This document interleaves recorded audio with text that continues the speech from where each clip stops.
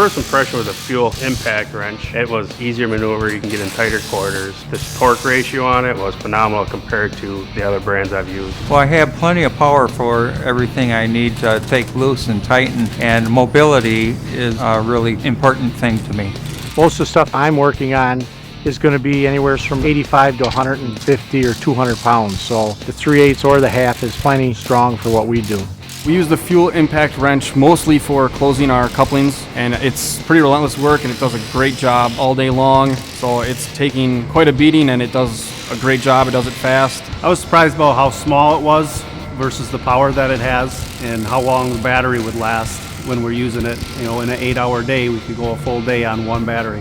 Productivity is increased with the fuel impact wrench just because you're not constantly swapping out batteries and because it's faster than the other impacts. With having the different modes, you know that if you're in lower modes, you know that you're not going to damage things, but if you're in the higher modes, you know that if something really needs to be tight, it's gonna be tight. Definitely, the modes with the fuel impact wrench are great. Whatever you're doing, you got a little screw you got to put in, you know, you just set it's number 1, it goes right in. You don't have to worry about snapping the head off. Mode 2, you know, you go a little bit heavier, you can get a little bit deeper starter bolts. The third setting I'd be using for like taking off lug nuts, strut bolts. The torque specs on the M18 where it's got an automatic torque stop is nice to have so you don't over tighten the bolt or break it. I've used plenty of other impact wrenches over the years and there's no way I would go back to anything but the fuel impact now.